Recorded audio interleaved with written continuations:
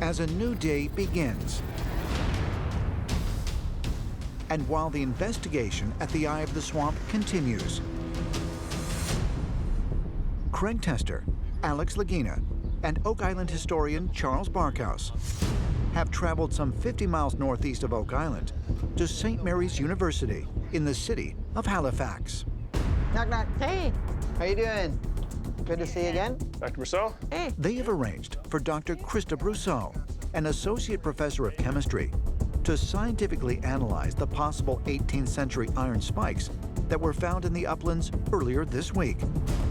If these spikes can be dated to a time before the Money Pit's discovery in 1795, they could not only offer important evidence that the team is close to locating the main flood tunnel connected to the fabled treasure shaft, they could also offer evidence of who built the elaborate Money Pit treasure vault and when.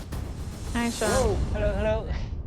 Working with her colleague, Dr. Sean Yang, Dr. Brousseau will examine the spikes using a high-powered scanning electron microscope, capable of magnifying objects up to 200,000 times their actual size. In addition, it can also help identify their chemical composition.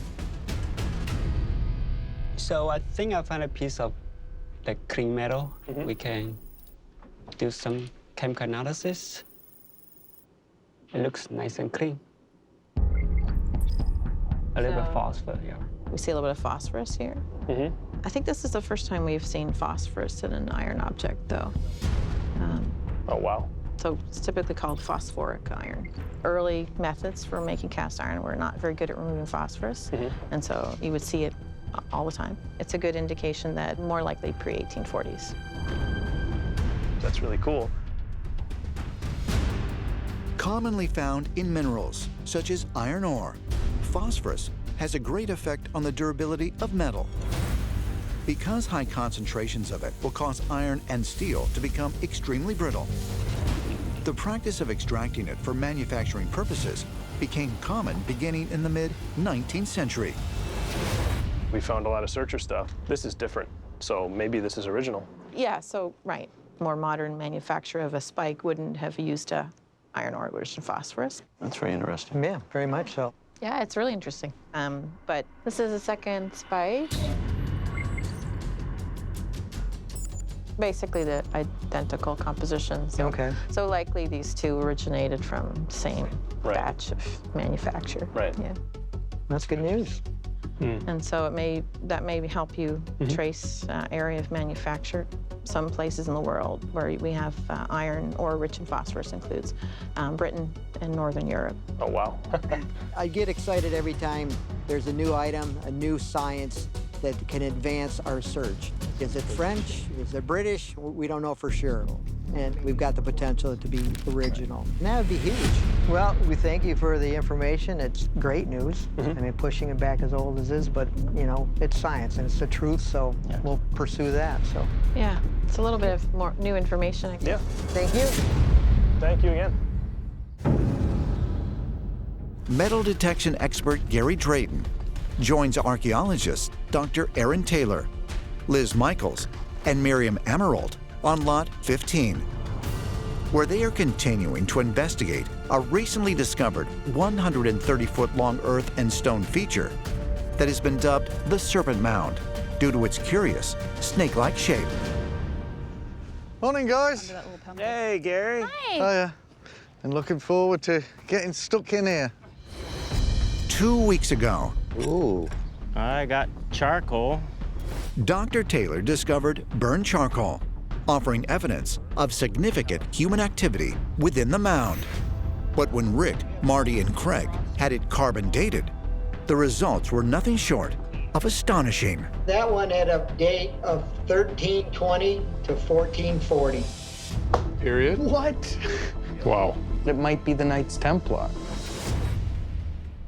Do you want to give it a little? Yeah, of course.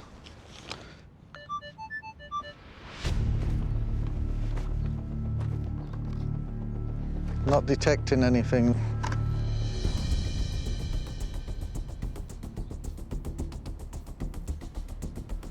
Might be in that last bucket. All right. There's something around here. You've definitely got something substantial there. Oh yeah, that one's definitely there still. In my hand. Oh, that's interesting. I know it's away from the feature, but it is another one of those old-looking spikes. Wow. That's a square one. It looks quite old, and it had a specific use. We don't find many that come down to a point like this. That served a purpose. Do you think that end might be broken? It's hard to say. It was made that way, mate. It's hand forged though, but it could fall into that time frame of the other artifacts we've recovered in this area. I'd say easily 1700s. You can just look at the size of the nail and figure that maybe there was some kind of decking around here, because that looks like a deck nail to me. A hand-forged spike discovered within the mysterious serpent-shaped mound, and potentially dating back to before the discovery of the money pit? Could it be another important clue that could help explain this feature's purpose and origin? That's a great find, Gary. And the more work we do on this feature, the more finds we're gonna recover. I think you're right. All right, well, I'm gonna get back at it. Okay, guys, I'm gonna let you do your jobs. Right, see you guys soon. All right. Cheers. Hey, Terry, it looks like we got some wood here. Oh, yes. A core drilling operation designed by Craig Tester continues in the hopes of tracking the path of a possible tunnel discovered in borehole OC1. Is this something substantial? Well, it looks like it has all the appearance of a shaft in an area where we have no real record, so it's an unknown shaft. Okay. Currently, the team is drilling borehole C9, where they have just discovered what appears to be a wooden shaft some 95 feet deep underground. The question now is, was it built by a previous searcher trying to reach the money pit, or could it be the original money pit itself? Well, we got something pretty new and interesting here. We've got a solid section of shaft wall with shaft. This is unusual. A lot of wood there. Hey, guys. Guys, how you doing? Wood. Wood. Looks like this is a shaped piece. We've got a good section of shaft wall. This is a piece we hit at about, say, 95-ish feet. And you can see it's been shaped, and it was at 45 degrees to the run of the drill. So that says you're in some kind of an interesting support, some cross piece or something, I would say. Let's do Dan Blankenship's test. You have a bucket. Right over here.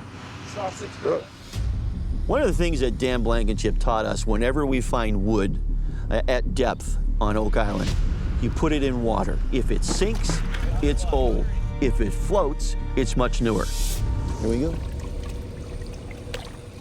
Right to the bottom. That's been down there a long time. Well, what is it? Let's bring the next ones up.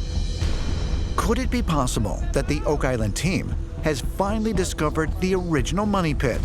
If so, could it also mean that they are finally close to discovering what people have been searching for since 1795? So that's the deepest part here with this one here. That's 108, 98 to 108. Pretty dense. Little chunks of wood in it. Here's a good piece right here. Look at that piece. Oh yeah, there's another angled piece. Charles, you want to test that one? Yeah. Because the team feels certain that they may have obtained evidence of a potentially ancient structure, Charles Barkhouse is now checking the core sample with a handheld metal detector to see if they might have also recovered anything of value. Got something here. Yeah. God, please be a coin. It's right here.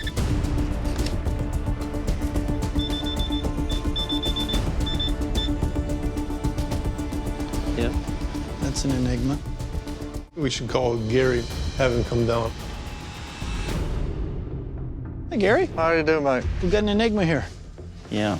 So maybe you could try with your pinpointer, but it was right in here. Okay, mate. Okay. And I've got this on maximum sensitivity. If you go down too close to the table, you will pick up the screws. Mate, I'll go all the way down the line. Oh, not getting anything.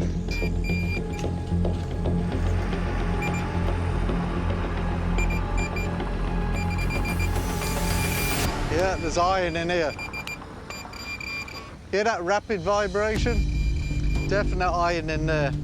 Cool. So if you split that and see if the shank of the nail is square, that means it's an old nail. If it's round, it's more modern.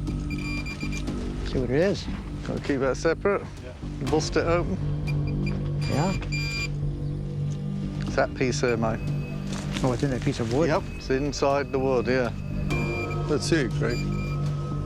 It's right in there is where I thought it was. Here? Yeah.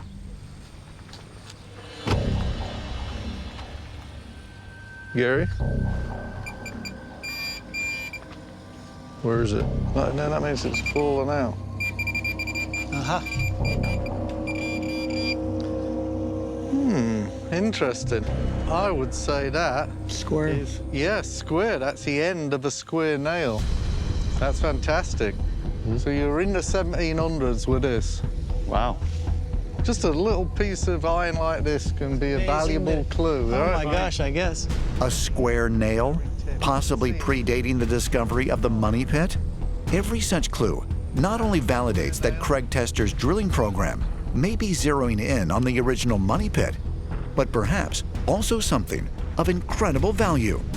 I was shocked as anyone to find the little piece of nail within the core. And I think we were all shocked. Square nail. What's the dates?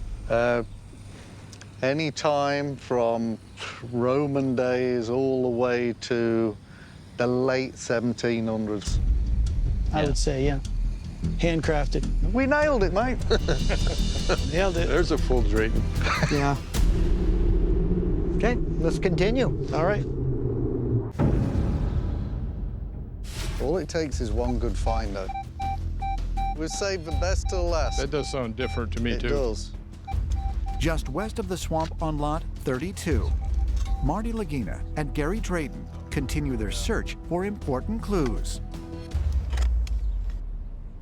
Gonna have to get the rocks out here. There you go, mate. This one could be tough. Boy, that is just... Yeah. Can hide, but it can't run. Let me just get that out of there. Yeah, I'm gonna take that out. All right. Oh, yeah. Been trapped there a while. Look at that. I'm gonna pull it out, mate. What have we got here? What the hell is The that? size of that. That is one big spike. Look at the size of that. Looks I like mean, a that's railroad crazy. spike, no? No, it's too. I think it's too big to be a railroad spike. I mean, it's very, very heavy as well. It's like an old wharf pin or something like that. Don't know what the heck it's doing out here. Well, you know what? We think there's a wharf, and we think it was over there, but we don't really know that. It could have been right here. More possible evidence of a ship's wharf on lot 32? And in the same area where the team found a potentially ancient cargo bag seal 1 year ago? The burning question then becomes, what happened to the cargo? Could the money pit or the swamp soon provide the answer? Is it iron? Yeah, it's iron and more than likely raw iron. I don't really want to find more spikes on this island. But this particular one is incredibly massive, and it was way deep in the soil. So it's been there a long, long time. We'll put it in the XRF, we'll have Carmen Legg look at it, probably Krista Brousseau, we'll see what they all say. Okay, mate. All right. Dang, that is a big spike. Later that afternoon, Hey, Carmen. Carmen! Hello. Good to see ya. How you doing today? Good. Like that sound, like that smell. Marty and Alex Lagina, along with Jack Begley, have traveled some 50 miles north to Northville Farm in Centerville, Nova Scotia, to meet with blacksmithing expert Carmen Legg.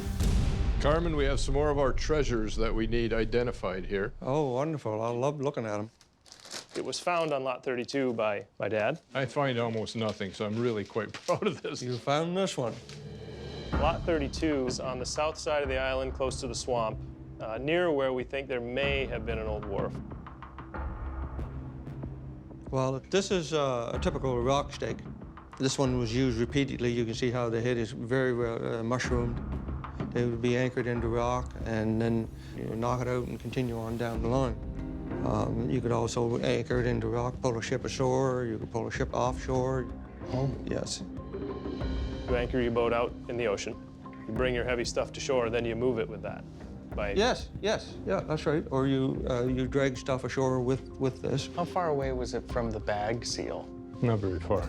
I'd say maybe 50 feet. Well, it makes it kind of plausible then that that was used for hauling. A lot of the rock stakes and wedges like this were seen a lot used from 1710 to 1740.